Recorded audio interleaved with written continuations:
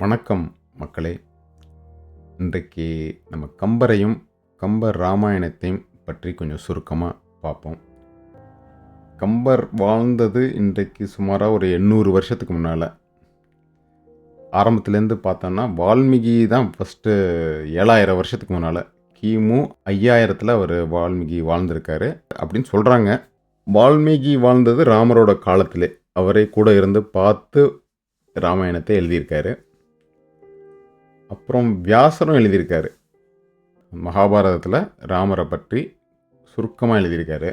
அது 5000 வருஷத்துக்கு முன்னால்.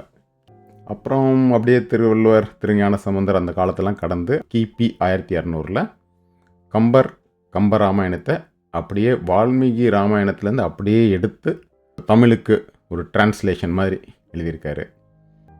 அவர் எழுதினது யுத்த காண்டத்தோட நிறுத்திக்கிட்டார். அதே காலத்தில் வாழ்ந்த ஒட்டக்கூத்தர் உத்தரகாண்டத்தையும் எழுதி இப்போ எல்லாத்தையும் சேர்த்து மொத்தமாக ராமாயணமாக நம்ம வச்சுருக்கோம் தமிழில். அப்புறம் ஒரு 1500 துளசிதாசர் அதே வால்மீகி ராமாயணத்தை வடமொழியில், அதாவது அவதி அப்படிங்கிற ஒரு மொழி, அது ஒரு பழைய ஹிந்தி அப்படின்னு நம்ம நினச்சிக்கலாம், அதில் எழுதி ராமச்சரித்தமானஸ்னு அதுக்கு பேர் கொடுத்துருக்காரு. அது இதை பற்றி நம்ம பின்னால் நம்ம வருது, இதை ஞாபகம் வச்சுக்கோங்க. கீழே அந்த கம்பராமாயணத்தோட பகுதிகள், அதில் பாலகாண்டம், அயோத்தியா காண்டம் அப்படின்னு வரிசையாக போகுது. அதில் இன்னும் எத்தனை பாட்டு இருக்குது அப்படின்னு போட்டிருக்கேன். மொத்தமாக ஒரு 10,000 பாட்டு இருக்குது கம்பராமாயணத்தில். ஒரிஜினல் ராமாயணத்தில் 24,000 பாட்டு வால்மீகி எழுதினது. ஒரிஜினல் ராமாயணத்துலேயும் ஒரு பகுதியை தனியாக எடுத்து அதை யோக வாசிஷ்டம்னு தனி ஒரு புஸ்தகமாகவே வச்சுட்டாங்க. அதில் ஒரு 36,000 பாட்டு இருக்குது. ஸோ மொத்தமாக அவர் எழுதுனதுன்னு பார்த்தோம்னா 60,000 ஸ்லோகங்கள் எழுதியிருக்காரு வால்மீகி. கம்பர் அதை இன்னும் சுருக்கி 10,000 நமக்கு கொடுத்துருக்காரு, கொஞ்சம் ஈஸியாக படிச்சுக்கலாம் அப்படின்ட்டு. வாழ்ந்த காலங்களும் ரொம்ப வித்தியாசம். ஏன்னா வால்மீகி கூட இருந்து பார்த்ததை அப்படியே எழுதியிருக்காரு. கம்பர் வால்மீகி ராமாயணத்தை சோர்ஸாக வச்சுக்கிட்டு தமிழில் எழுதியிருக்காரு. சந்தங்கள் பார்த்திங்கன்னா வால்மீகி ராமாயணத்தில் ஒரே சந்தம் தான் இருக்குது, அனுஷ்டுப் சந்தம் அப்படின்ட்டு. அது அந்த காலத்துக்கு அது பரவாயில்ல. ஏன்னா மக்கள் அப்போல்லாம் கொஞ்சம் சிம்பிளாக இருந்தாங்க. ஒரே சந்தம் இருந்தால் கூட பொறுமையாக உட்காந்து கேட்பாங்க. இப்போ மக்கள்லாம் கொஞ்சம் நிறைய என்டர்டெயின்மெண்ட் கேட்குறதுனால கம்பராமாயணத்தில் பல விருத்தங்கள் இருக்குது. ஏகப்பட்ட விருத்தங்கள் மாற்றி மாற்றி மாற்றி மாற்றி இன்ட்ரெஸ்டிங்காக உட்காந்து கேட்குற மாதிரி கொடுத்துருக்காரு. சந்தத்துக்கும் விருத்தத்துக்கும் என்ன வித்தியாசம்னா, சந்தம் இந்த ஒரு ரிதம், தந்தன தந்தன தந்தனன் அப்படி அந்த வர்ற ஒரு அடுக்கடுக்காக வரக்கூடிய அந்த ஒரு ஸ்டைலை, அது ஒன்றுக்கும் ஒரு பேர் கொடுத்து வச்சுருக்காங்க சந்தம்ட்டு. அது ஒரு ப்ராட் கிளாசிஃபிகேஷன். விருத்தம்ங்கிறது அந்த சந்தத்துக்குள்ளேயே வேரியேஷன்ஸ், சின்ன சின்ன மாற்றங்கள். அதை அந்த ஒரு சந்தத்தை எடுத்து அதை அப்படியே விருத்தி பண்ணிக்கிட்டே போகிறது, அது விருத்தம். உங்கள் சந்ததி விருத்தியாகட்டும், உங்கள் வியாபாரம் நல்லா விருத்தியாகட்டும் அப்படின்னு சொல்கிறது, அதெல்லாம் இந்த வார்த்தையை வச்சு தான். 10,000 பாட்டுங்கிறத நம்ம அதோட அளவு நம்ம தெரிஞ்சுக்கிறதுக்கு ஒரு உதாரணத்துக்கு எடுத்து பார்த்திங்கன்னா, இப்போ சமீப காலத்தில் வாழ்ந்தது வாலி ஒரு பெரிய நல்ல ஒரு கவிஞர். அவர் 55 வருஷம் எழுதுனது ஒரு 1000 பாட்டு தான் எழுதியிருக்காரு. அதுக்கு மேலே எழுதியிருப்பார். ஆனால் தொகுத்து நல்ல பாடல்களாக பொறுக்கி எடுத்து கொடுத்தது பார்த்திங்கன்னா ஒரு 1000 பாட்டு தான் கொடுத்துருக்காங்க. 1000 எங்கே இருக்குது, 10,000 எங்கே இருக்குது, 60,000 எங்கே இருக்குது. மகாபாரதத்தில் 1,00,000 ஸ்லோகங்கள். அது போக இந்த வால்மீகி ராமாயணத்துக்கும் கம்பராமாயணத்துக்கும் சில வித்தியாசங்கள் இருக்குது. அதாவது இதெல்லாம் சிறிய வித்தியாசங்கள். 2 பேருமே வால்மீகி கம்பர் 2 பேருமே பிரம்மாவோட ஒரு அவதாரம் அப்படின்னு சொல்லுவாங்க. பாட்டெல்லாம் பார்த்தோம்னாலே நம்பிடுவோம். மனிதர்களால் இது முடியுமா அப்படின்னு நம்மளால் நம்ப முடியலை. அதனால் அவர் பிரம்மாவோட அவதாரமாக இருக்கலாம்.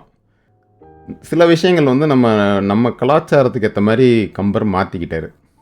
உதாரணத்துக்கு வால்மீகி ராமாயணத்தில் சீதையோட முடியை பற்றி தான் தூக்கிட்டு போகிறான் ராவணன், தரையோட பேத்து எடுத்துகிட்டு போகிற மாதிரி கம்பர் மாற்றிக்கிட்டார்.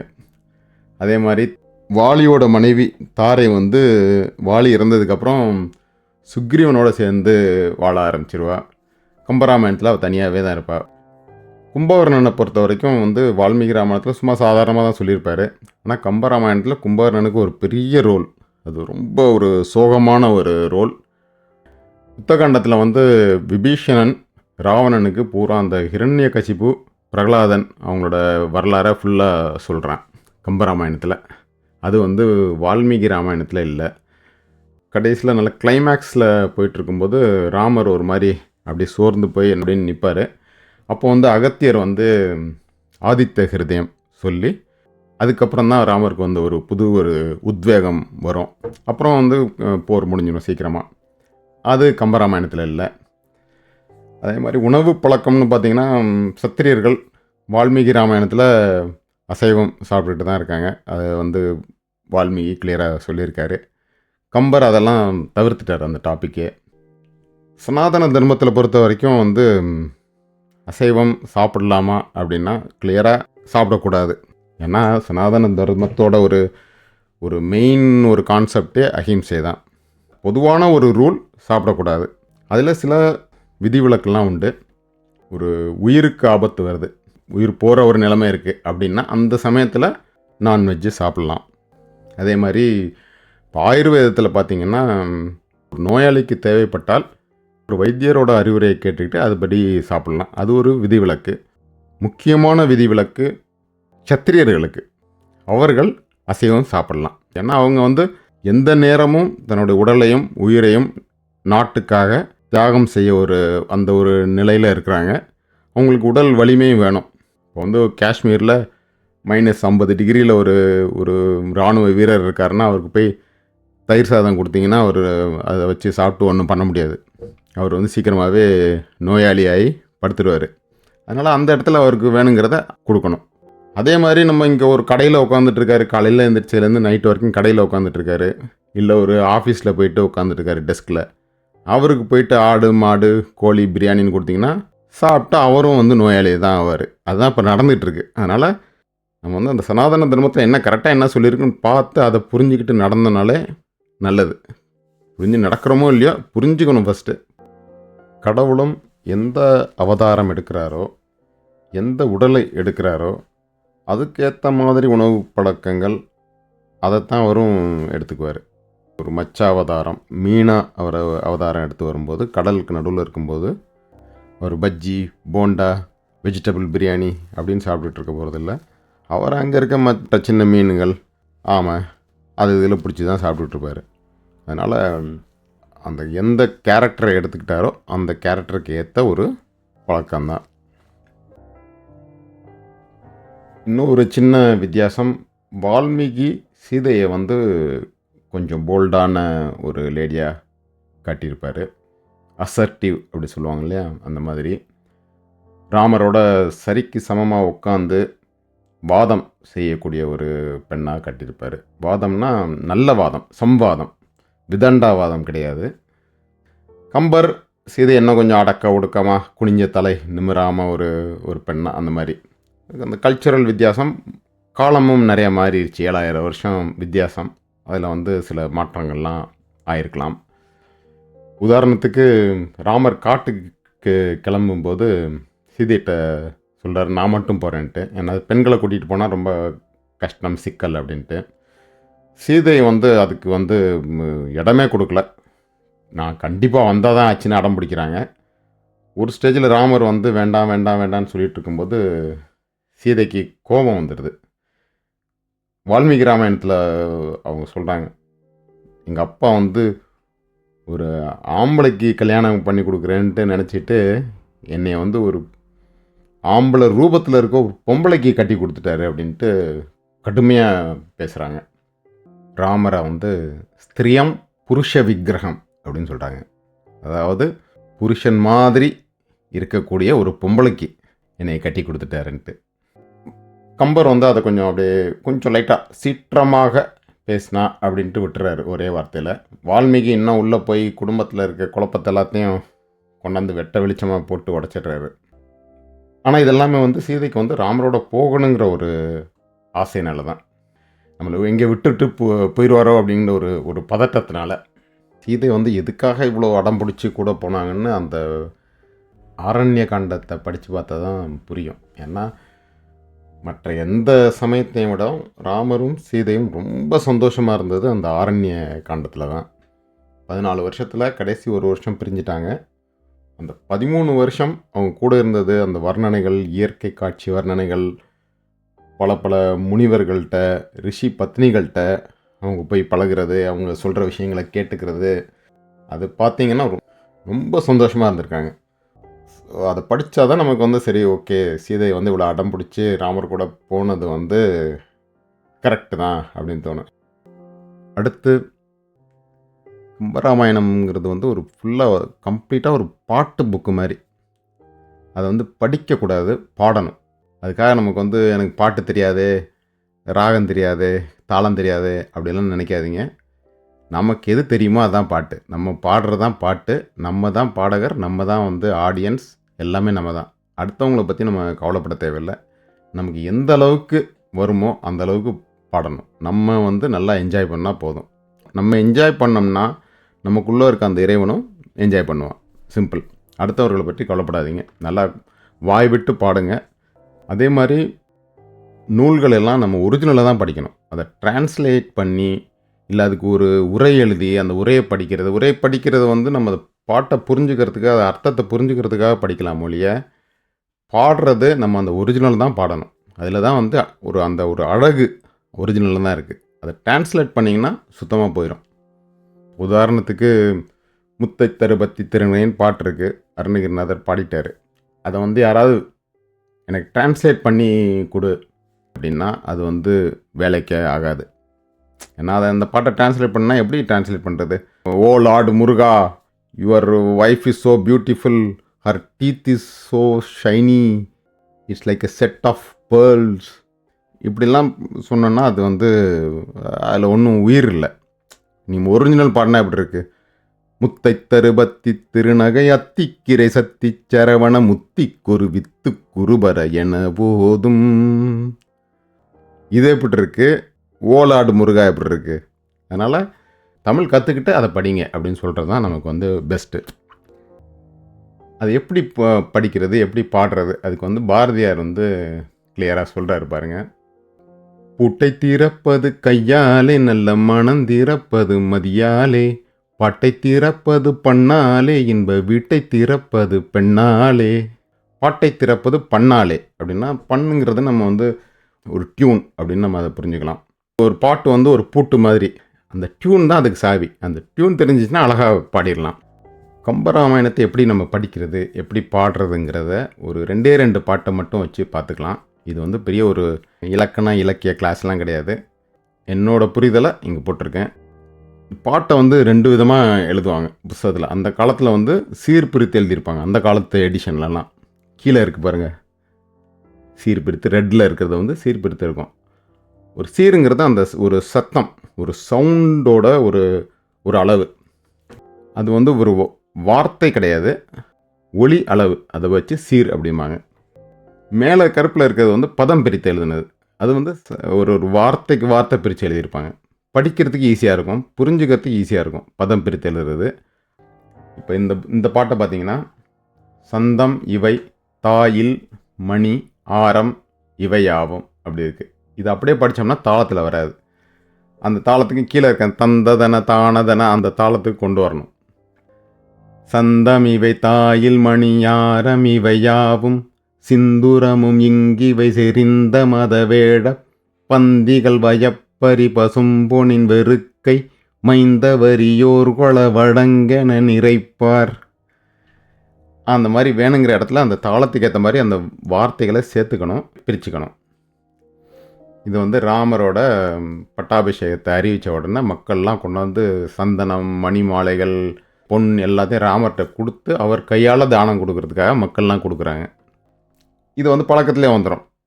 சித்திரமும் கைப்பழக்கம் செந்தமிடும் நாப்பழக்கம்ங்கிற மாதிரி அது பாட இந்த சந்தம் வந்து நமக்கு வந்து கொஞ்சம் கொஞ்சமாக புரிய ஆரம்பிச்சிடும். இன்னொரு விஷயம், அந்த ஆரம்பத்தில் எதுகை கரெக்டாக வரணும். இப்போ பாருங்கள், மூண்ட செரு அப்படின்னு இருக்கு. ஆனால் கீழே அடுத்த லைன் பார்த்தீங்கன்னா ஆண் தகையது அப்படின்னு இருக்கு. அப்போ இது ரெண்டும் எதுகை கரெக்டாக வரல. மூண்டன்னா ஆண்டன் தான் வரணும் கீழே. அந்த மாதிரி ஒரு சந்தர்ப்பத்தில் நம்ம வந்து தைரியமாக ஆண்டன்னு படிக்கலாம். கம்பரை வந்து நம்ம நம்பி படிக்கலாம். ஏன்னா அவர் தப்பு பண்ணியிருக்கிறதுக்கு வாய்ப்பே கிடையாது. 10,000 பாட்டும் பர்ஃபெக்டாக இருக்கும். இப்போ இந்த பாட்டை படித்து பாருங்கள். ஆண்டக எதுன்னு படித்தா சரியாக வராது, ஆண்டக எதுன்னு படித்தா கரெக்டாக வரும்.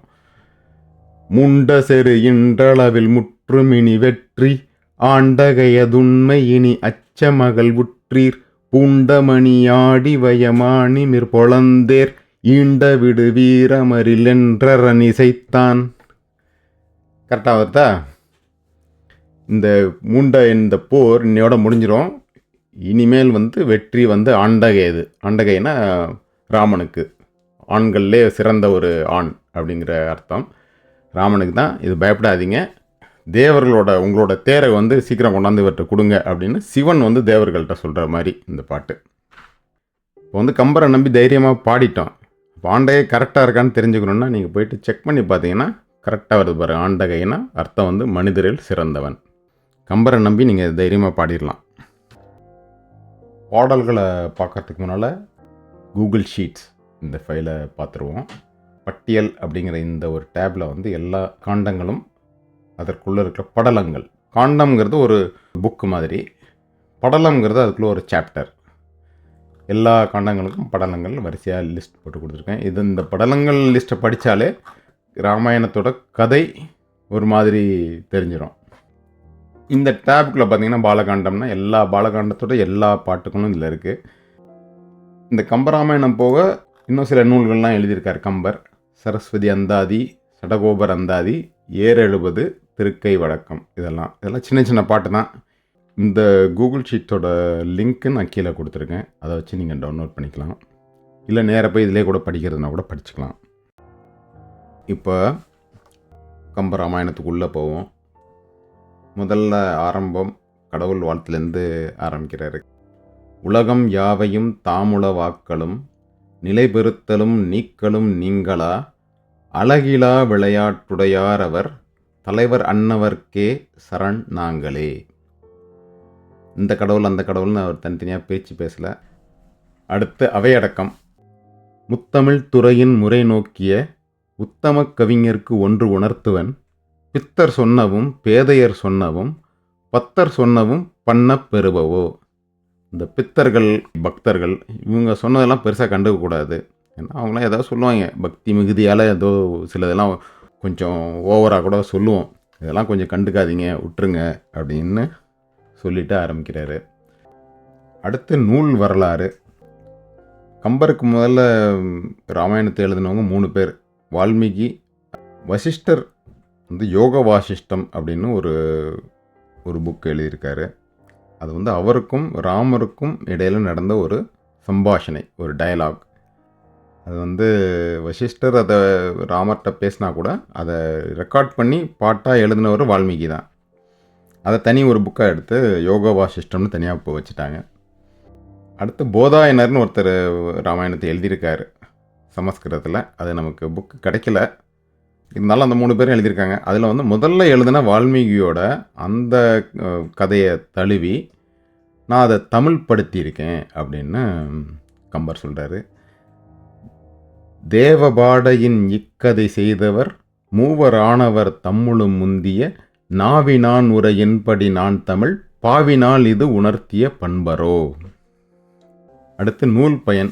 பெரிய காவியங்கள் பெரிய பாட்டெல்லாம் பாடும்போது முதல்ல நூல் பயனை சொல்லிட்டு தான் பாடுவாங்க. அப்போ தான் வந்து மக்களுக்கு ஒரு மோட்டிவேஷன் மாதிரி. நாடிய பொருள் கைகூடும் ஞானமும் புகழும் உண்டாம் வீடியல் வழியதாக்கும் வேரியங் கமலை நோக்கும் நீடிய அரக்கர் சேனை நீருபட்டடிய வாகை சூடிய சிலை ராமன் தோள்வடி கூறுவார்க்கே. கமலைங்கிறது லக்ஷ்மி. லக்ஷ்மியோட பார்வை கிடைக்கும், ஞானம் புகழ் எல்லாமே கிடைக்கும், வீடு பேரும் கிடைக்கும், முக்தி கிடைக்கும். அரக்கர் சேனை நீருபட்டடியன்னா சாம்பலாகிற மாதிரி, நெஞ்சமும் கனலாகி நீராகும் போது அப்படின்ட்டு பட்டுக்கோட்டை பாடுவார். அடுத்து எக்ஸாம்பிள், ஒரு உதாரணத்துக்கு ஒரு 2 பாட்டு பார்ப்போம் பாலகாண்டத்தில். தண்டலை மயில்கள் ஆட தாமரை விளக்கம் தாங்க கொண்டல்கள் முழவின் ஏங்க குவளை கண் விழித்து நோக்க தெண்டிரை எழி நீ காட்ட தேம்பிழி மகர யாடின் வண்டுகள் இனிது பாட மருதம் வீட்டிருக்குமாதோ. இந்த இடத்துல பார்த்தீங்கன்னா தென் திரையை வந்து தெண்டிரைன்னு மாற்றிக்கிட்டோம் அந்த எதுகைக்காக. அது கரெக்டாக இருக்கும். நம்ம அதை பற்றி யோசிக்க வேண்டாம். கம்பரை நம்பி பாடலாம். அர்த்தம் கீழே கொடுத்துருக்கேன். கொஞ்சம் அர்த்தத்தை படிச்சுட்டு மறுபடியும் போய் பாட்டை பாடினீங்கன்னா உங்களுக்கு வந்து அந்த பாட்டோட அர்த்தம் புரியும். இன்னும் கொஞ்சம் உங்களுக்கு அதில் இன்ட்ரெஸ்டிங்காக இருக்கும். இந்த ஒரு பாட்டை நம்ம படிச்சிட்டோம்னா அது தொடர்ந்து ஒரு 10, 20, 30 பாட்டு அதே சந்தத்தில் வரும். ஸோ அதை எல்லாத்தையும் அதே அந்த டியூனை வச்சுக்கிட்டே அப்படியே பாடிடலாம். ஆலைவாய் கரும்பின் தேனும் அரிதலை பாலை தேனும் சோலைவாய் கனியின் தேனும் தொடையிடுகிறாலின் தேனும் மாலைவாய் உகுத்த தேனும் வரம்பிகந்தோடி வங்க வேலைவாய் மடுப்ப உண்டு மீனலாங் கழிக்குமாதோ. அடுத்து பாலகாண்டத்தில் ஒரு ரொம்ப இன்ட்ரெஸ்டிங்கான ஒரு பாட்டு இருக்குது. ராமருக்கும் சீதைக்கும் கல்யாணம் ஃபிக்ஸ் ஆயிடுச்சு. அதுக்கு முத நாள் நைட்டு அவங்களோட நிலை அதை வந்து ராமருக்கு அதை படத்தில் காட்டுற மாதிரி இந்த சீனில் சீதையை காட்டுவார், அடுத்த சீனில் ராமரை காட்டுவார். 2 பேருமே எப்படி வந்து அந்த அந்த இரவு அது வந்து அவங்களுக்கு ரொம்ப கொடுமையாக இருக்குது. எப்படா விடியும்னு காத்துட்ருக்காங்க. ஆனால் இரவு விடிய மாட்டேங்குது, அப்படியே மெதுவாக போகுது. அதனால் வந்து அந்த இரவை வந்து அவங்க திட்டி பாடுறாங்க 2 பேருமே, சீக்கிரமாக விடிய மாட்டியா அப்படின்ட்டு. அதில் வந்து சீதை வந்து இது வந்து சீதை பாடுற பாட்டு. உறவேதும் இலார், உறவுன்னா வந்து நெஞ்சு உரம், அந்த ஒரு ஒரு வலிமை இல்லாத என்கிட்ட வந்து உயிர் ஈதும் வேணா, அந்த உயிர் கொடுப்போன்னு இல்லாமல் கரவே புரிவார் உளரோ. இந்த மாதிரி கரவுன்னா வஞ்சகம் பண்ணுற ஆள் இருக்காங்களா, ஆனால் நீ அந்த மாதிரி பண்ணுற அப்படின்ட்டு இரவை பார்த்து சீதை கேட்குறாங்க. இந்த கதிரோன் வரட்டும், சூரியன் வந்த உடனே விடிஞ்ச உடனே என்னை ஆள் உடையான் வருமே, என்னோட ஆள் வந்துடுவான், என்னோட ஆள்னா ராமன் வந்துடுவான், அப்புறம் இருக்கு உனக்கு வா அப்படின்ட்டு இரவை பார்த்து பாடுறாங்க. ஆனால் இந்த இரவுக்கு எப்போ இருந்தாலும் ஒரு நல்ல நேரம் வராது. ஏன்னா இப்போ வந்து ஏன் இவ்வளோ ஸ்லோவாக போகிறேன்னு திட்டுவாங்க, கல்யாணம் முடிஞ்ச பிறகு ஏன் ஃபாஸ்ட்டாக போகிறேன்னு திட்டுவாங்க. ஸோ அதெல்லாம் வந்து காதலர்கள் பண்ணக்கூடிய ஒரு அடாவடி. உறவேதும் இலாருயிரீதும் மேனா கரவே புரிவார் உளரோ கதிரோன் வரவே எனையாளுடையான் வருமே இரவே கொடியாய் விடியாய் எனுமான்.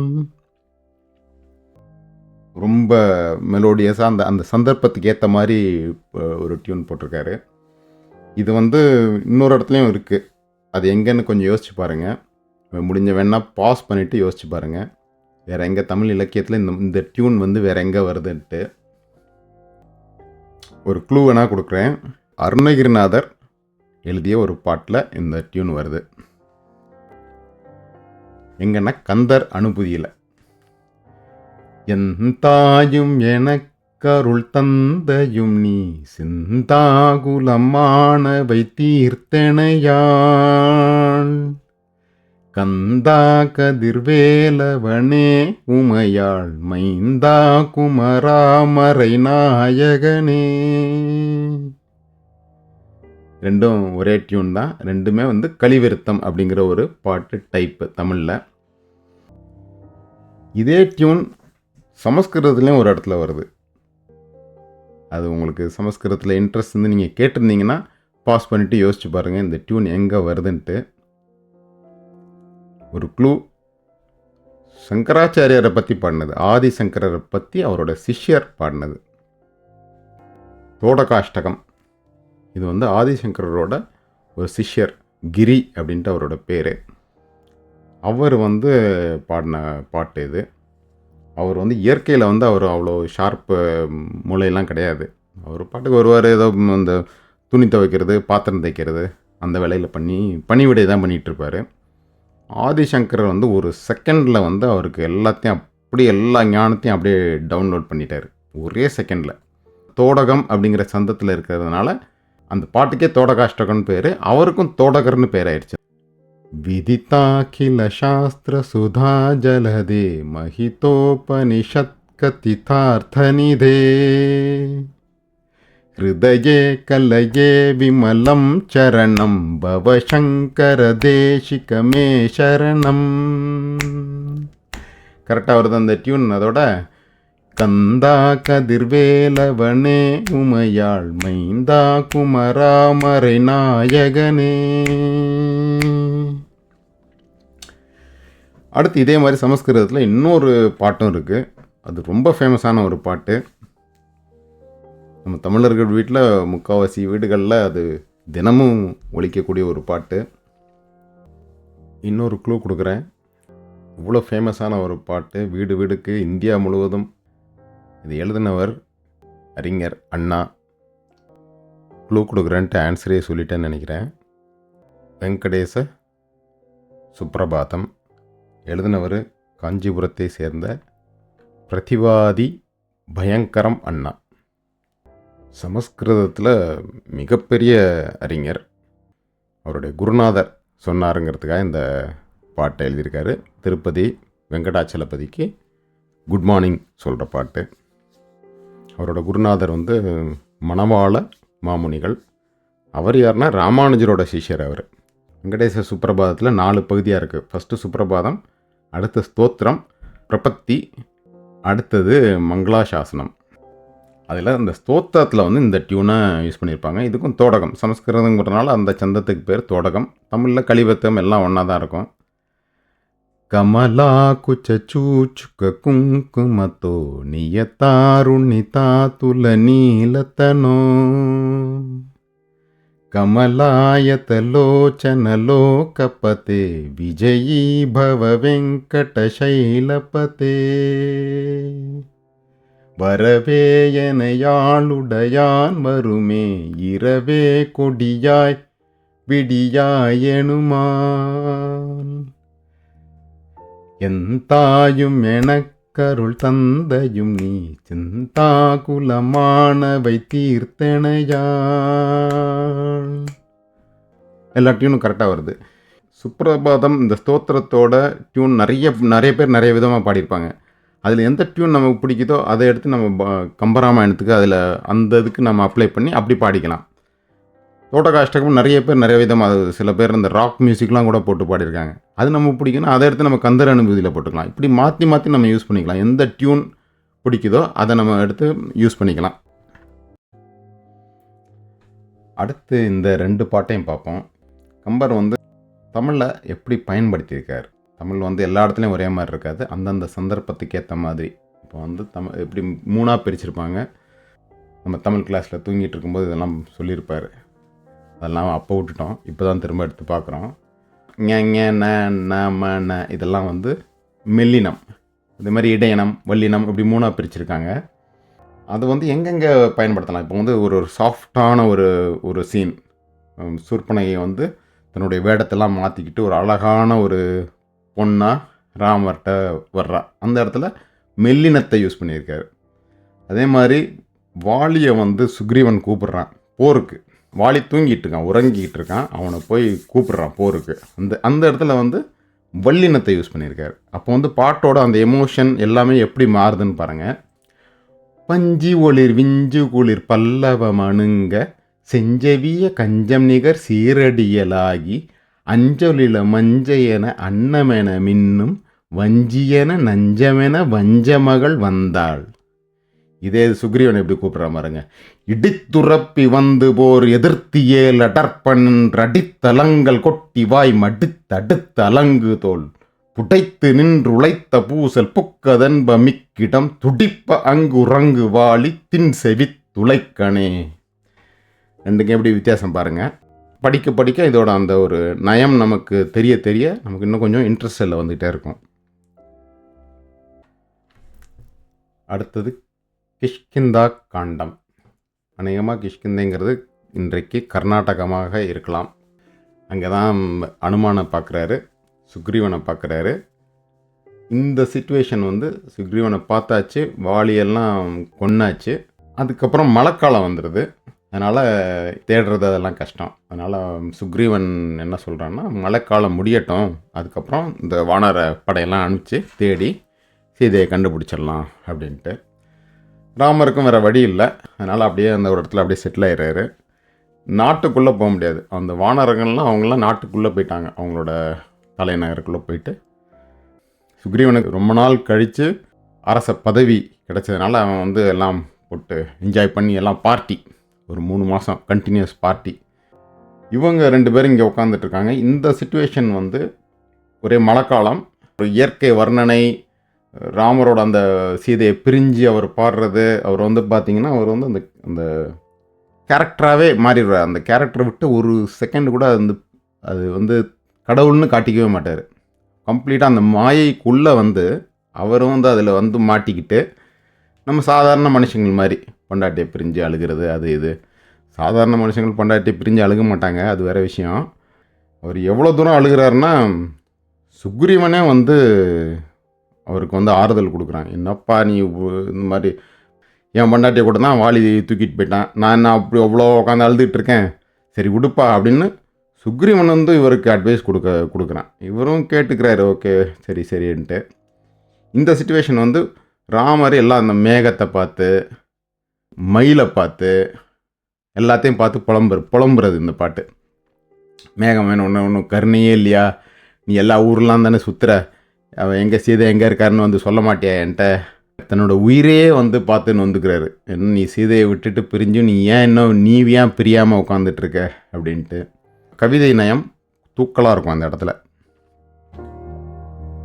வாரேர் முலையாளை மறை குணர்வாள் ஊரே அறியேன் உயிரோடுடல்வே,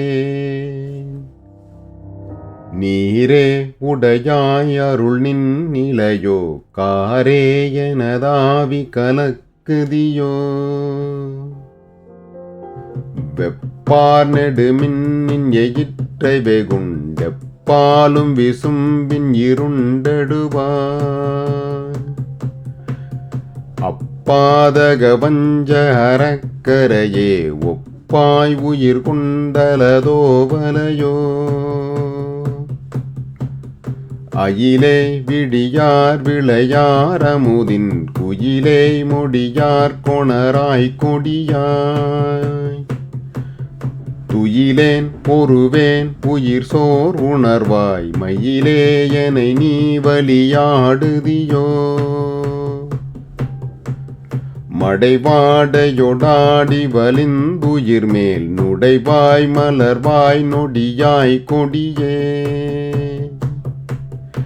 இடைவாழ் நுதலாள் இடை போல் இடையே குடைவாயனதாவி குடைக்குதியோ, விடையேன் விடைவானவை மெய்மையின் நின்றிடையேன் உணர்வென் வயின் இன்மையினான், விடையேன் உயிரோடு பிரிந்தனரால் உடையே அவரும் உடையாருரையாய்,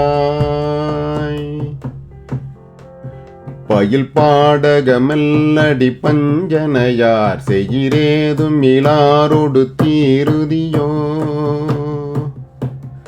அயிராதுடனே அகல்வாயலையோ உயிரே கெடுவாய் உறவோர் இலையோ,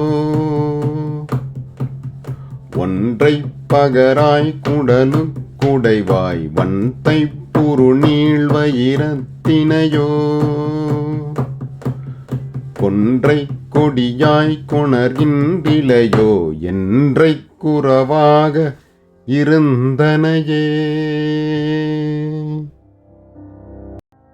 லக்ஷ்மணன் டென்ஷன் ஆயிடுறான். என்ன இவர் இப்படி போயிட்டார், இப்படியே விட்டோம்னா அவர் வந்து மென்டலாகவே ஆயிடுவார் அப்படின்ட்டு வந்துட்டு சரி விடுப்பா, எல்லாம் அனுமன் நம்ம பக்கம் இருக்கிறான், அனுமனோட ஆற்றல் தெரிஞ்சுக்கிட்டோம், அனுமனை தவிர இப்போ அங்குதான் அந்த மாதிரி ஒரு 70 பேர் இருக்காங்க, அவங்க ஆற்றல்லாம் இன்னும் நமக்கு தெரியவே இல்லை, ஃபுல்லாக கூட தெரியல, அந்தளவுக்கு அவங்களுக்கு வந்து பலம் இருக்குது. இந்த முன்வினையின் காரணமாக இந்த மாதங்கள்லாம் சீக்கிரம் போயிடும், முடிய போகுது, மழைக்காலம் முடிய போகுது, இனிமேல் வந்து சீதையை கொண்டு வந்து சேர்த்துட்றோம், இது உறுதி, அதனால் இந்த கவலையெல்லாம் விடு, அழுகாத அப்படின்ட்டு லக்ஷ்மணன் வந்து அவருக்கு ஆறுதல் சொல்கிறான்.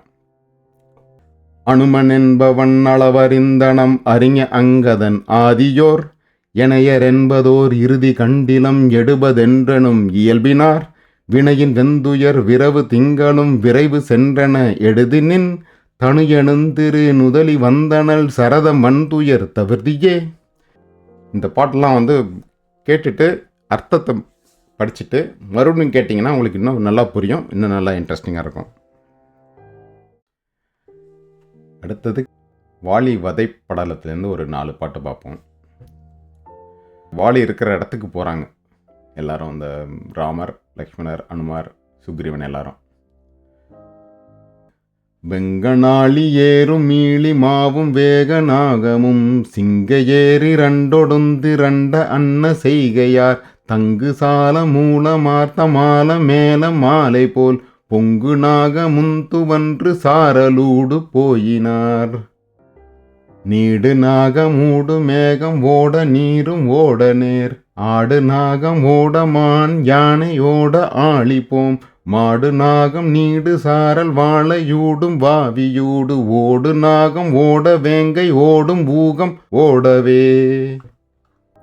தேனிடுக்கு சாரல் வாரி செல்லின் மீது செல்லும் நாள் மீனிடுக்கும் அன்றி வான வில்லிடுக்கும் வெண்மதி கூனிடுக்கும் மற்றுலாவு கோளிடுக்கும் என்பரால் வானிடுக்கும் ஏலவாச மன்றல் நாறு குன்றமே. இடித்துரப்பி வந்து போர் எதிர்த்தி ஏலடற்பனென்றடித்தலங்கள் கொட்டி வாய்மடித்தடுத்தலங்குதோள் புடைத்து நின்றுடைத்த பூசல் புக்கதென்ப மிக்கிடம் துடிப்ப அங்குரங்கு வாலி தின் செவி துளைக்கணே. இந்த பாட்டு தான் முதல்ல வேறு விதமாக பார்த்தோம், இன்னும் கொஞ்சம் கடுமையாக. இது வந்து இந்த டியூனில் போட்டால் இன்னும் கொஞ்சம் சாஃப்டாக இருக்கும், கேட்குறதுக்கும் நல்லாயிருக்கும் சந்தம். அடுத்தது சுந்தரகாண்டம். சுந்தரன்கிறது அனுமாரோட பேர். ஹனுமான்ங்கிறது வந்து அவருக்கு ஒரு காரண பெயர். அவர் வந்து இந்திரன் கூட சண்டை போட்டு இந்திரன் அவரை அடித்து ஒரு தாடையை கொஞ்சம் சேதப்படுத்திடுவான். அதனால் ஹனுமான்னா அந்த தாடை வந்து கொஞ்சம் சேதமானது அப்படின்னு பொருள். அவரோட உண்மையான பேர், அவங்க அம்மா வச்ச பேர் சுந்தரன். அவர் எல்லாத்துலேயுமே பெர்ஃபெக்ட். ஆனால் சின்ன வயசில் கொஞ்சம் அராஜகம்லாம் பண்ணியிருக்காரு.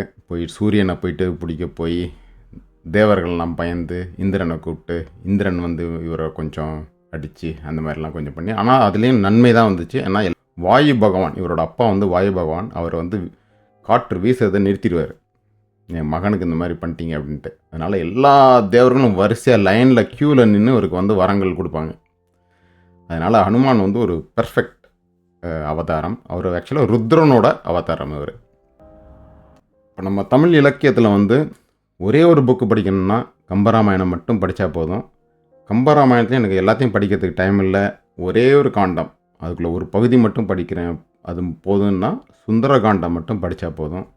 அதுக்கும் எனக்கு டைம் இல்லை, எனக்கு ஒரே ஒரு பாட்டு தான் படிக்கணும்னா நீங்கள் இந்த கடவுள் வாழ்த்து மட்டும் படித்தா போதும் சுந்தரகாண்டத்தில். ஏன்னா இது வந்து அப்படியே அத்வைத்த சாரம். அலங்களில் தோன்றும் பொய்மை அரவண பூதம் ஐந்தும் விளங்கிய விகாரப்பாட்டின் வேறுபாடுற்ற வீக்கம் கலங்குவது எவரைக் கண்டால் அவரென்பர் கைவில் ஏந்தி இலங்கையில் பொருதாரென்றே மறைகளுக்கு இறுதியாவார். அது இந்த பூதங்கள் 5 பூதமும் வந்து ஒரு மாதிரி ஒன்றோட ஒன்று கலந்து அப்படியே இந்த பிரபஞ்சமாக தோற்றம் கொடுக்குது. அதுதான் மாயை. பூதங்கள் வந்து கடைசியில் பார்த்தா அது எல்லாமே வந்து ஒரு இல்லூஷன். அந்த ஒரு இல்லூஷன், அந்த ஒரு மாயை எப்படி அது விலகும் அப்படின்னா, அந்த பூதங்களுக்கு காரணமாக இருக்கக்கூடிய அந்த பரபிரம்மம் அதை நம்ம பார்த்தோம்னா இந்த பூதங்கள்லாம் மறைஞ்சிரும். மரத்தை மறைத்தது மாமத யானை, மரத்தில் மறைந்தது மாமத யானை. அந்த மாதிரி மரமாக பார்த்தீங்கன்னா மரமாக இருக்கும், அது யானையாக பார்த்தோம்னா யானையாக தெரியும்.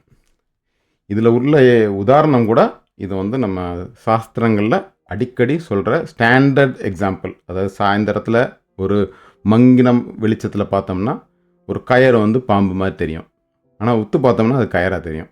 அந்த மாயை பாம்பாக தெரிகிறது மாயை, உற்று பார்த்தோம்னா அது வெறும் கயறுன்னு தெரிஞ்சிடும். அந்த பரபிரம்மம் இந்த எல்லா இந்த இந்த பஞ்சபூதங்களுக்கு பின்னால் இருக்கிற அந்த ஒரு காரணம், அதுதான் வந்து ஒரு மனித உருவம் எடுத்துக்கிட்டு வந்து இலங்கையில் போய் சண்டையெல்லாம் போட்டு அதெல்லாம் அந்த இது ஒரு விளையாட்டு, அவ்வளோதான். இது நம்ம வந்து நல்லா மனப்பாடம் பண்ணி ஒரு திரும்ப திரும்ப படிக்கிறதுக்கு நல்ல ஒரு ஏற்ற ஒரு பாடல். அடுத்தது யுத்த காண்டம். இதில் நிறைய பாட்டு இருக்குது. ஆனால் இதோட ஹைலைட் வந்து கும்பகர்ணன். ரொம்ப ஒரு சோக ரசம். ஏன்னா இப்போ 3 அண்ணன் தம்பி. ராவணன் வந்து கொடுமை தான் தெரியும், அவனுக்கு நல்ல விஷயமே கண்ணில் படாது, அவன் பண்ணுறது எல்லாமே வந்து அட்டூழியம்தான். அதனால் அவனுக்கு பிரச்சனை கிடையாது, அவன் பாட்டுக்கு பண்ணிட்டு போயிட்டே இருப்பான். விபீஷணன் வந்து அவனுக்கு வந்து அறம். ராமரை பார்த்த உடனே அவர் கடவுள்னு தெரிஞ்சிச்சு, நீட்டாக வந்து இங்கே வந்து இந்த பக்கம் வந்து சேர்ந்துட்டான், அவனுக்கும் பிரச்சனை கிடையாது. கும்பகர்ணன் தான் நடுவில் நின்று அல்லாடிக்கிட்டு இருக்கவன். அவனுக்கு வந்து நல்லது எதுன்னு தெரியும் அவனுக்கு, இருந்தாலும் அந்த நல்ல பக்கம் போகிறதுக்கு முடியலை. ஏன்னா ராவணன் மேலே இருக்க பாசம் தடுக்குது. அதனால் இந்த பக்கம் அந்த பக்கமும் அல்லாடிட்டு இருக்கவன் அவன். அவனோட கஷ்டங்கள், அவன் பேச்சு, அவனோட காரணம், அவன் சொல்கிற காரணங்கள் அதெல்லாம் கேட்டிங்கன்னா ரொம்ப நமக்கே வந்து கஷ்டமாக இருக்கும். நான் இப்படிப்பட்டவன் இப்படி ஒரு கஷ்டத்தில் வந்து மாட்டிக்கிட்டானே அப்படின்ட்டு. ஃபஸ்ட்டு வந்து ஒரு பாட்டு, ஒரு சாம்பிள் பாட்டு கும்பகர்ணனை எழுப்புறாங்க. உறங்குகின்ற கும்ப கண்ண உங்கள் மாய வாழ்வெல்லாம் இறங்குகின்ற தின்று கான் எடுந்திராய் எடுந்திராய் கரங்கு போல விற்பிடித்த கால தூதர் கையிலே உறங்குவாய் உறங்குவாய் இனி கிடந்துறங்குவாய். வந்து அவங்க எழுப்பும்போதே முடிவு காலம் வந்துருச்சுன்னு சொல்லி எழுப்புறாங்க. அந்த கிங்கரர்கள்லாம் ராவணன் அனுப்பின ஆட்கள் வந்து அவனை எழுப்புறாங்க. அப்புறம் எழுப்புறான், போயிட்டு ராவணனுக்கு புத்திமதியெல்லாம் சொல்லி பார்க்குறான். இன்னும் ராவணன் காதலி ஏறலை. அப்புறம் வந்து சரி போருக்கு தயாராகிட்டான். அதுக்குள்ளே ராமர் வந்து விபீஷணன்ட்ட சொல்லி அனுப்புகிறார், நீ அவனை போய் கூட்டிகிட்டு வா, அவன் நல்லவன், வந்தன்னா உன்னால் அவன் மனசை மாற்ற முடிஞ்சுன்னா மாற்றி கூட்டிகிட்டு வான்னு அனுப்புகிறார். அதனால் விபீஷணன் வந்து இங்கே வந்து கும்பகர்ணன்ட்ட கூப்பிட்றான். ராமன் வந்து எனக்கு வந்து அபயம் கொடுத்துட்டாரு, அதே மாதிரி நீ வந்தால் உனக்கும் அபயம் கொடுத்துருவாரு, எனக்கு கொடுத்த அந்த இலங்கை அரசையும் உன்ட்டே கொடுத்துட்றேன், ப்ளீஸ் என் கூட வந்துரு அப்படின்னு கூப்பிட்றான். இருளுரு சிந்தையர்க்கும் இன்னருள் சுரந்த வீரன் அருளும் நீ சேரில் ஒன்றோ அவயமும் அளிக்குமன்றி மருளுரு பிறவி நோய்க்கு மருந்துமாம் மாறிச் செல்லும் உருளுரு சகட வாழ்க்கை ஒளித்து வீடு அளிக்குமன்றே. எனக்கவன் தந்த செல்வத் திலங்கையும் அரசும் எல்லாம் நினக்கு நான் தருவன் தந்துன் ஏவலின் நெடுது நிற்பன் உனக்கு இதன் உறுதியில்லை உத்தம உண்பின் வந்தேன் மணக்கு நோய் துடைத்து வந்த மரபையும் விளக்குவாளி. விபீஷணன் சொல்கிறத கேட்டுட்டு கும்பகர்ணன் திரும்ப சொல்கிற ரிப்ளை இதுதான் வந்து ரொம்ப ஹைலைட். இந்த யுத்த காண்டத்துக்கு அதுதான் பெஸ்ட்டு போர்ஷன். வர முடியாததுக்கு என்னென்ன காரணம்லாம் சொல்கிறான். நீர்க்கோள வாழ்வு, நீரில் போட்ட கோலம் மாதிரி இந்த வாழ்வை நம்பி நான் வந்து அந்த பக்கம் வரமாட்டேன். ஆனால் அவனுக்கு வந்து விபீஷணன் மேலே ரொம்ப பாசம். அதனால் எனக்கு என்னோடய கஷ்டத்தை நீ வந்து தீர்க்கணும்னு நினச்சின்னா சீக்கிரம் போய் அந்த ராமன்கிட்ட போய் சேர்ந்துரு, ஏன்னா அங்கே தான் உனக்கு பாதுகாப்பு. கருத்திலா இறைவன், இறைவன்னா தலைவன் அர்த்தம், கடவுள்னு அர்த்தம் இல்லை. கருத்திலா இறைவன் ராவணன். அது தீமையாக நினச்சா அதை திருத்த முடிஞ்சாதானே திருத்த முடியும். அவன் ஏற்கனவே எல்லாம் பேசிட்டான், ராவணன் திருந்துற மாதிரி தெரியல. அந்த மாதிரி திருந்தலைன்னா என்ன பண்ணுறது, பொறுதோளில் இந்த போர் செஞ்சு நம்ம வந்து அவனுக்கு முன்னால் சாகிறது தான் நமக்கு வந்து நன்றி கடன் மாதிரி. கடைசி பாட்டு கள்ளநீர் வாழ்க்கையமே. இந்த மாதிரி இவ்வளோ கள்ளத்தனமான நம்ம வாழ்க்கையை விட்டு கைவிட்டு காலும் விட்டான். கால்னால் வந்து இந்த இடத்துல வந்து கால் நம்ம கால் கிடையாது, இது வந்து ஒரு த்ரெட்டு, ஒரு அந்த ஒரு ரிலேஷன். நம்ம ரிலேஷன்ஷிப்பே கட் பண்ணிட்டு போயிட்டான், பிள்ளைமை துறந்தான். இப்போ எல்லாம் அந்த சின்ன பையனாக இருந்ததெல்லாம் விட்டுட்டு போயிட்டான் அப்படின்ட்டு. வெள்ள நீர் வேலை தண்ணில் வீழ்ந்த நீர் வீட, அதாவது இந்த கடலில் இருக்க தண்ணி, அதில் வந்து ஆற்று தண்ணி கலக்கும்போது கடல் தண்ணி கருப்பாக இருக்கும், ஆற்று தண்ணி கொஞ்சம் கலங்களாக ப்ரௌன் கலரில் ஒரு கிரே கலரில் இருக்கும். ஏன்னா அந்த வண்டெல்லாம் அடிச்சுக்கிட்டு போய் அந்த கலக்கிற இடத்துல போய் பார்த்தீங்கன்னா கடல் தண்ணி தனியாக இருக்கும், ஆற்று தண்ணி தனியாக தெரியும். அதே மாதிரி கண்ணில் தண்ணி தேங்கியிருக்கு, கண்ணீர் அது வந்து கிளியராக இருக்குது. அந்த கண்ணீர்லாம் வற்றி போய் ரத்தம் வந்து அந்த கண்ணில் சேருது, ரத்த கண்ணீர். அந்த வர்றது சேர்றது வந்து கடல் தண்ணியில் ஆற்று தண்ணி கலக்கிற மாதிரி இருக்குது. இதெல்லாம் கம்பரோட ஒரு உவமை. நீர்க்கோள வாழ்வை நச்சி நெடுதுநாள் வளர்த்து பின்னை போர்க்கோளம் செய்துவிட்டார் குயிர்கொடாது அங்கு போகேன் தார்க்கோள மேனி மைந்த எந்துயர் தவிர்த்தியாகின் கார்க்கோள மேனியானை கூடிது கடிதின் ஏகி. கருத்திலா இறைவன் தீமை கருதினால் அதனைக் காத்து திருத்தலாமாகின் நன்றோ திருத்தலாம் தீராதாயின் பொறுத்துரு பொருள் உண்டாமோ பொறுதொழிற்குரியராகி ஒருத்தரின் முன்னம் சாதல் உண்டவர்க்குரியதம்மா. செம்பிட்டுச் செய்த இஞ்சித் திருநகர் செல்வம் தேறி வம்பிட்ட தெரியல் எம்முன் உயிர்கொண்ட பகையை வாழ்த்தி அம்பிட்டுத் துன்னம் கொண்ட புன்னுடை நெஞ்சோடைய கும்பிட்டு வாழ்கிலேன் யான் கூற்றையும் ஆடல் கொண்டேன். ஆகுவதாகுங்காலத்து அடிவதும் அடிந்து சிந்திப் போகுவதயலே நின்று போற்றினும் போதல் திண்ணம் சேகரத் தெளிந்தோர் நின்னில் யாருளர் வருத்தம் செய்யா தேகுதியம்மை நோக்கி இரங்கலை என்றும் உள்ளாய். கள்ளநீர் வாழ்க்கை ஏமைக் கைவிட்டுக் காலும் விட்டான் பிள்ளமை துறந்தான் என்னா பேதுரும் நிலையன் ஆகி வெள்ள நீர் வேலை தன்னில் வீழ்ந்த நீர் வீடவெங்கண் உள்ள நீர் எல்லாம் மாறி உதிர நீர் ஒழுக நின்றான்.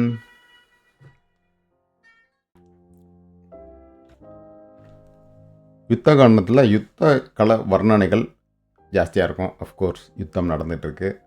அதில் வந்து எல்லாரோடைய வீரங்களும் அங்கங்கே சொல்லிக்கிட்டே வருவார். எல்லாரும் ராமன் லக்ஷ்மணன் இந்திரஜித்துக்கு நிறைய பாட்டு அவனுக்கு. இந்த ராம லக்ஷ்மணர்களை தவிர்த்து அவன்தான் வந்து இருக்கிறதுலே பெஸ்ட்டு. இந்திரஜித்துனா இந்திரனே வென்றவன் அர்த்தம். ஒரு சாம்பிளுக்கு 2 பாட்டு மட்டும் பார்ப்போம். இது வந்து ராமரோட வில் திறன். சிலைனா வில்லு, அந்த வில்லில் வந்து மணி கட்டியிருப்பாங்க, ஒரு சின்ன மணி. அது ஒரு தடவை அம்பு விடும்போது அப்படியே லைட்டாக டிங் டிங்னு அடிக்கும். அந்த சிலை வந்து அப்படியே கணக்கணக்கணக்கணன்னு சவுண்டு அடிச்சுட்டே இருக்குது. அந்த சவுண்டு வரும்போதெல்லாம் வந்து லட்சக்கணக்கில் அங்கே அந்த சைடில் அடியுது. படுமத கரிபரி சிந்தின பனிவர ஈரதம் அவிந்தன விடுபடை திசைகள் பிளந்தன விரிகடல் அலறது எடுந்தன அடுபுலி அவுணர்ந்த மங்கையர் அலர்விடி அருவிகள் சிந்தின கடுமணி நெடியவன் வெஞ்சிலை கணகண கணகண எழுந்தோறும் ஆனை 1000 தேர்பதினாயிரம் அடல்வரி 1 கோடி சேனை காவலர் 1000 பேர்படின் கவந்தம் உண்டு எழுந்தாடும் காணம் 1000 கவந்தம் நின்று ஆடினின் கவின்மணி கணில் என்னும் ஏனை அம்மணி 7.5 நாடிகை ஆடியதினிதன்றே. அந்த மணி வந்து 7.5 நாளிகை ஆடிக்கிட்டே இருக்கு. அடுத்து இந்த ஒரு பாட்டு ரொம்ப ஃபேமஸான பாட்டு. ராவணன் இறந்த பிறகு மண்டோதரி வந்து பாடுற மாதிரி பாட்டு. வெள்ளருக்கம் சடைமுடியான்னா சிவனோட வெறுப்பு, அந்த மலையை தூக்குன இந்த திருமேனி, இந்த உடல் உள்ளே போய் எள்ளு கூட விடாத இடத்துல அந்த மாதிரி உயிர் இருக்கிற தேடி தேடி அந்த ராமனுடைய அம்புகள் வந்து அப்படியே தேடி இருக்கு, குத்தி குத்தி தொலைச்சி தேடி இருக்கு. சீதையை வந்து நீ வந்து அவன் மேலே பட்ட ஆசை எங்கேயாவது இன்னும் ஒளிஞ்சிட்டு இருக்கா அப்படின்ட்டு உள்ளே பூந்து தேடி இருக்கு அந்த ராமனோட அம்பு அப்படின்னு மண்டோதரி பாடுற மாதிரி இந்த பாட்டு. வெள்ளருக்கஞ்சடைமுடியான் வெற்படுத்த திருமேனி மேலும் கீடும் எள்ளிருக்கும் இடமின்றி உயிரிருக்கும் இடம் நாடி இழைத்தவாரோ கல்லிருக்கும் மலர்கூந்தல் சாணகியை மனச்சிறையில் கறந்த காதல் உள்ளிருக்கும் எனக்கருதி உடல் புகுந்து தடவினவோ ஒருவன் வாளி.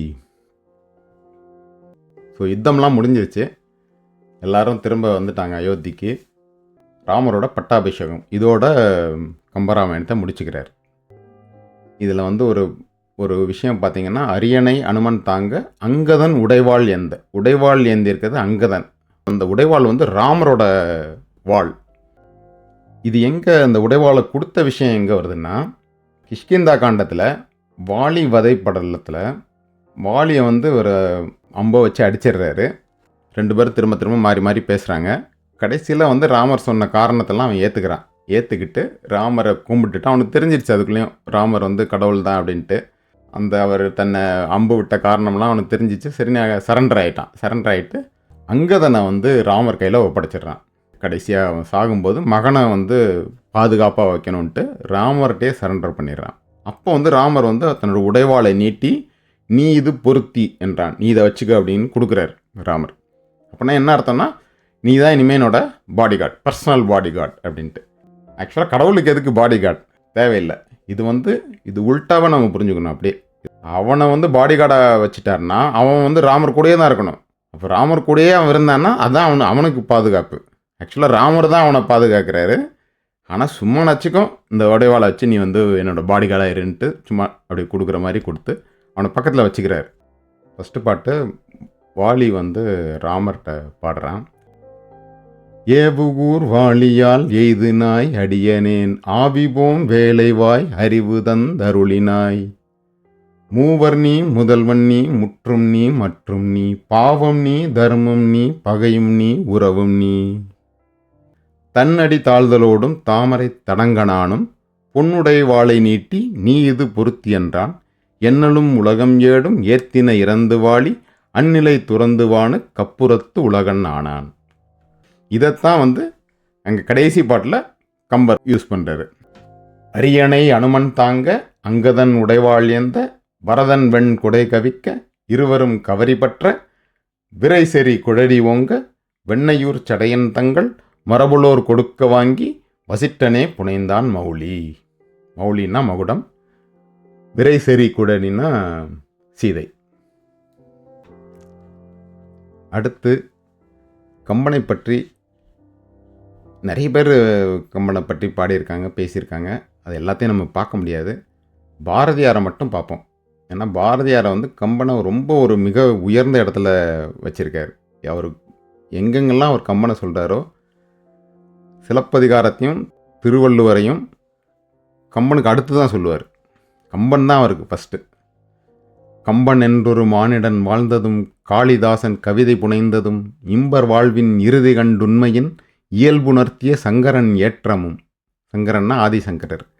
சேரன் தம்பி சிலம்பை இசைத்ததும் தெய்வ வள்ளுவன் வான்மறை செய்ததும் பாரில் நல்லிசை பாண்டிய சோழர்கள் பாரளித்து தர்மம் வளர்த்ததும் அன்னையாவும் அறிந்திலர் பாரத தாங்கிலம்பையில் பள்ளியுட்போகுனர். இங்கிலீஷ் மீடியம் கான்வென்ட் எஜுகேஷனை பற்றி சொல்கிறார். இங்கிலீஷ் மீடியத்தில் படித்தேன்னா இதெல்லாம் எதுவுமே தெரியாமல் போயிடும் அப்படின்ட்டு. ஆனால் இன்றைக்கி காலைய சூழ்நிலை இங்கிலீஷ் மீடியத்தில் தான் படிக்க வேண்டியிருக்கு. ஆனால் நமக்கு பிள்ளைகளுக்கு வந்து அறிவு தாராளமாக இருக்குது. இங்கிலீஷ் மீடியத்தில் படித்தாலும் மேக்ஸு ஃபிசிக்ஸு கெமிஸ்ட்ரி படித்தாலும் தமிழ் இலக்கியத்தையும் கூட படிக்கிற அந்த ஒரு கெப்பாசிட்டி அவங்களுக்கு இருக்குது. அதை அவங்கள்ட்ட கொண்டு போய் சேர்க்கறது நம்ம வேலை. இங்கேயும் அதே மாதிரி தான். ஃபஸ்ட்டு கம்பன், அதுக்கப்புறம் வள்ளுவன், அதுக்கப்புறம் சிலப்பதிகாரம். செந்தமிழ்நாடு எனும் போதி நீலே இன்பத்தேன் வந்து பாயுது காதி நீலே எங்கள் தந்தையர் நாடென்ற பேச்சினிலே ஒரு சக்தி பிறக்குது மூச்சினிலே. வேதம் நிறைந்த தமிழ்நாடு உயர் வீரம் செறிந்த தமிழ்நாடு கல்வி சிறந்த தமிழ்நாடு புகழ் கம்பன் பிறந்த தமிழ்நாடு வள்ளுவன் தன்னை உலகினுக்கே தந்து வான்புகள் கொண்ட தமிழ்நாடு நெஞ்சை அள்ளும் சிலப்பதிகாரம் என்றோர் மணியாரம் படைத்த தமிழ்நாடு.